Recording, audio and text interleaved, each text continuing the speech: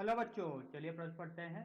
500 ग्राम की एक वस्तु 20 किलोमीटर प्रति हार के वेग से चल रही है। सामने से 200 ग्राम की एक वस्तु 10 किलोमीटर पर घंटे के वेग से उसकी ओर आ रही है। दोनों वस्तुएं टकराकर एक दूसरे से जुड़ जाती है। इस जुड़े हुए द्रव्यमान की चाल निकालें। तो आइए बच्चों, प्रश्न के लिए मुख्य उदाहरण की चर्चा करते हैं। मुख्य उदाहरण। तो देखिए बच्चों, इस स्थिति में ये एक द्रव्यमान है m1 और इसका वेग है u1।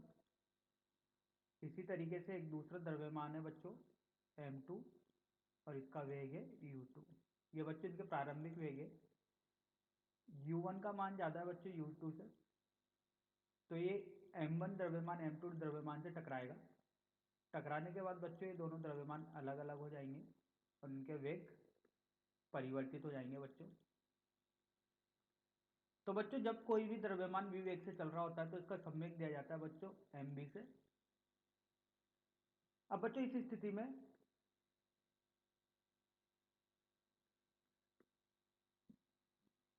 जब ये टकराए तो इनके पास प्रारंभिक संवेग होगा, टकराने के बाद इनका अंतिम संवेग होगा। तो बच्चों इस पर अगर कोई बाह्य बल कार्य नहीं कर रहा हो तो इस स्थिति में बच्चों इस निकाय का संवेग क्या रहेगा? संरक्षित रहेगा। जो प्रारंभिक संवेग होगा वही किसके बराबर होगा? अंतिम संवेग के बराबर होगा। और बच्चों संवेग एक सदिश राशि है, इसको दिशा से परिभाषित किया जाता है। जो वेग की दिशा होती है वो संवेग की दिशा होती है। अगर एक दिशा धनात्मक लेंगे तो दूसरी दिशा को क्या लेना पड़ेगा? ऋणात्मक लेना पड़ेगा। और संवेग होता है द्रव्यमान गुणा वेग। तो बच्चों इस मुख्य उदाहरण का प्रयोग करते हुए प्रश्न को हल करते हैं। देखिए बच्चों, बोला गया है दो द्रव्यमान एक दूसरे की तरफ आकर टकरा रहे बच्चों। ये इधर v वेग से चल रहा है और इधर ये v2 वेग और ये m द्रव्यमान।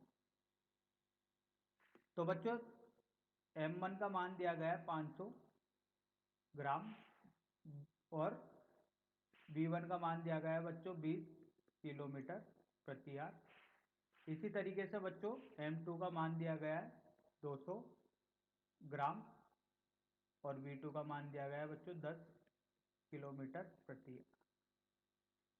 एक दूसरे की तरफ आ रहे हैं बच्चों, तो इसका जो प्रारंभिक संवेग होगा, तो प्रारंभिक संवेग होगा बच्चों m1 v1। अगर इस दिशा को बच्चों धन लेते हैं तो इस दिशा को क्या लेना पड़ेगा? ऋणात्मक लेना पड़ेगा, क्योंकि संवेग एक सदिश राशि होती है।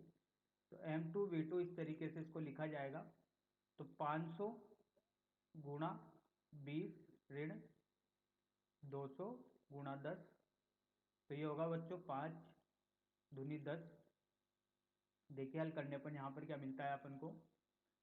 5 दूनी 10, 10 और 3 जीरो और 2000। तो बच्चों ये होगा 8000 ग्राम। द्रव्यमान ग्राम में लिया है तो ग्राम किलोमीटर प्रति घंटा। अब बच्चों ये टकराते हैं, टकराने के बाद दोनों जुड़ जाते हैं, बोला गया है। तो जुड़ने पर इनका द्रव्यमान जो होगा वो एक उभयनिष्ठ द्रव्यमान होगा, जिसे m1 धन m2 से दर्शाएंगे। और इनका एक वेग उभयनिष्ठ होगा, मतलब ये दोनों कण एक कण की भांति व्यवहार करेंगे। तो कुल द्रव्यमान बच्चों 700 है और इसका वेग टकराने के बाद परिवर्तित हो जाएगा। अब देखिए बच्चों, संवेग संरक्षित करते हैं तो प्रारंभिक संवेग किसके बराबर होगा? अंतिम संवेग के, क्योंकि बाह्य बल अनुपस्थित है।